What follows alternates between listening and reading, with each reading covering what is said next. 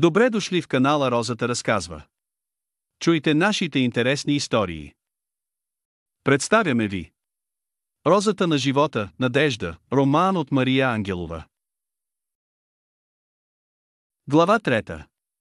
Пристигането на Арнолд. Тео и Пепина седяха на една пейка точно до сградата на полицейския участък. Мина доста време преди Пепина да възстанови спокойствието си и способността си да говори. Тео я наблюдаваше загрижено. Познаваше я отскоро, но тя бързо се беше превърнала в символ на спокойствие и добро настроение за него. Лицето й винаги бе украсено от свежа усмивка и бодростта просто се лееше от всяка клетка на тялото й. За пръв път я виждаше притеснена. Чудната усмивка беше заменена от болезнено бледо изражение, което силно го порази. Той не знаеше какво се случва, но много искаше да й помогне. Благодаря ти, Тео. Не знам какво щях да правя без теб. Ако не беше дошъл, този човек щеше да ме нарани. Гласът на Пепина секна безпомощно. Просто искам да ти помогна. Имаш ли представа кой беше този мъж и какво искаше от теб? Плахо попита Тео. Не знам. Останах много изненадана от това, което се случи. Той ме издърпа за ръката докато вървях по улицата и ме притисна до стената. Каза ми да не се съпротивлявам и веднага да му дам розата от храма на безвремието. Тя не ми принадлежала. Храма на безвремието. Това пък какво е? За розата от рисунката ли става дума? Тео започна да връзва събитията от последния ден.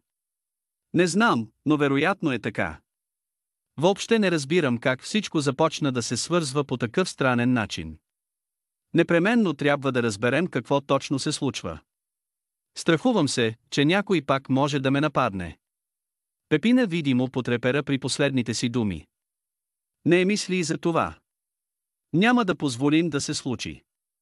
Сигурен съм, че има някакво логично обяснение. Просто трябва да го намерим. Хайде да отидем и да подадем доклад в полицията за нападението. Може там да разберем нещо повече. Тео се изправи решително. Не съм сигурна, че това ще помогне. Струва ми се, че става нещо голямо и ако намесим полицията, нещата може да се усложнят още повече. Пепина продължи да стои неподвижно. Трябва първо да се опитаме да разберем нещо повече. В момента няма почти нищо, което да мога да дам като показания. Полицаите ще кажат, че това е бил просто джебчия и ще забравят за случая. Може би имаш право, но какво предлагаш да направим тогава? Не можем просто да чакаме. Тео почувства, че напрежението в него се увеличава.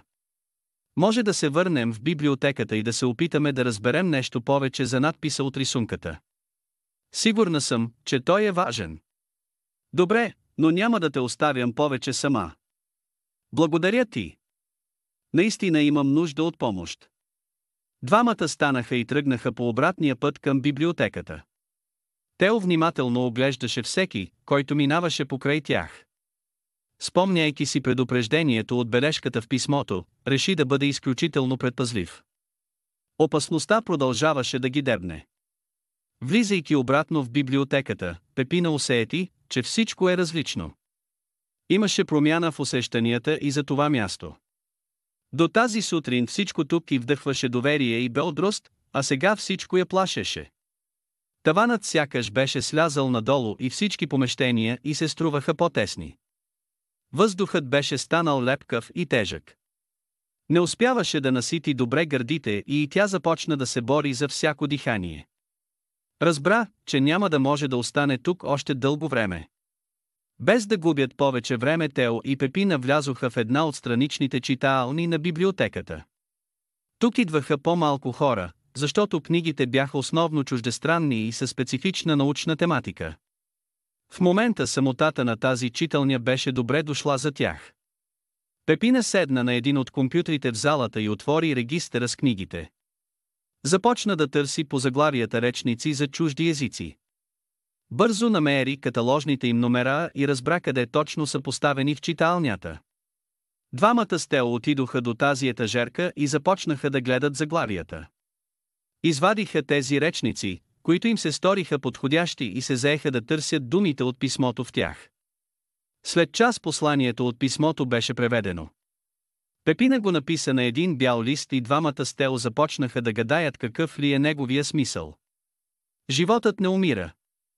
Той просто се променя, това звучи като философска сентенция. Странно защо някой ще пише на латински такива послания и ще ги разпространява. Тео започна да мисли на глас. Вероятно е преписано от книгата, която намерих тази сутрин. Тя цялата е на латински. Този език отдавна не се използва. Явно книгата е доста стара. Вероятно ще трябва да се опитаме да преведем повече текстове от нея. Пепина стана, за да върне обратно речника на мястото му на рафта. Хайде да вземем книгата, каза тя и тръгна към вратата на читалнята. Тео я последва и двамата с бърза крачка тръгнаха към второ книгохранилище. В него всичко стоеше, както го бе оставила Пепина на обяд. Явно никой друг не беше влизал там след нея. Пепина взе книгата от масата и двамата с Тео започнаха да я оглеждат внимателно. Точно в този момент и двамата усетиха, че в помещението започна да се носи шум. Беше някакво леко жужене. Той изпълни помещението с лека вибрация. След половин минута шумът започна да се засилва и да става по-писклив. Пепина се огледа, но не видя нищо наоколо, което би могло да издава този звук. Тя започна да усеща болезнена конвулсия в стомаха. Тео очевидно се чувстваше по същия начин. Тя видя погледа му и бързо хвана ръката му в опит да получи някакво усещане за сигурност. Само след минута звукът стана пищящ и започна да се допълва от странен пулкот. Въздухът се разцепи с трясък и по средата на помещението се появи огнено кълбо. То започна да се оголемява и да плува в пространството. Тео и Пепина бяха като вцепенени. И двамата искаха да избягат, но не можеха да помръднат. Единствено можеха да наблюдават случващото се с нарастващ ужас. В светлината се появи сянка. Отначало тя беше малка и безформена, но постепенно започна да се очертава и да формира човешки силует. Той бързо придоби форма и стана плътен. Докато фигурата нарастваше, звукът и светлината намаляваха. В крайна сметка в стаята се появи човешка фигура и всичко друго изчезна. Това беше мъж на средна възраст.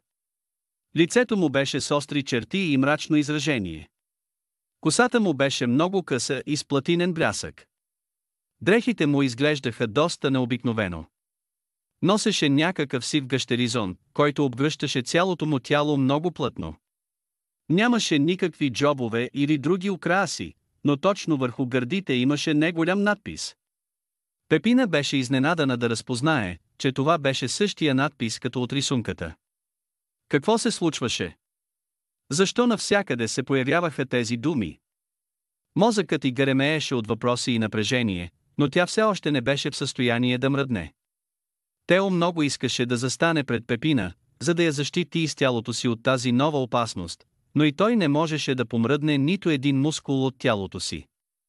Нещо го държеше като залепеен и той не можеше да се освободи от него, колкото и да опитваше. Не само уплашените младежи гледаха мъжа, но и той ги наблюдаваше. Стоеше изправен и неподвижен пред тях. Не се плашете. Не искам да ви навредя. Първо ще ви обясня защо съм тук и след това ще ви освободя от вцепенението. Не се страхувайте. Аз не съм ви враг. Гласът на мъжа беше плътен и спокоен. Той леко пристъпи към тях и продължи да говори бавно и отсеечено. Аз съм Арнолд. Има много неща, които не знаете и няма как да разберете в момента. Вие сте изключително важни за моя народ и аз съм тук, за да ви помогна. Заобиколени сте от много врагове и за да оцелеете, ще имате нужда от подкрепа. Няма да е лесно, но трябва да се справите, защото надеждата на цялото човечество се крепи на вас в момента. Само вие можете да ни спасите. Повече подробности за книгата можете да видите на нейния уебсайт. Абонирайте се за канала Розата разказва, за да чуете още вълнуващи истории.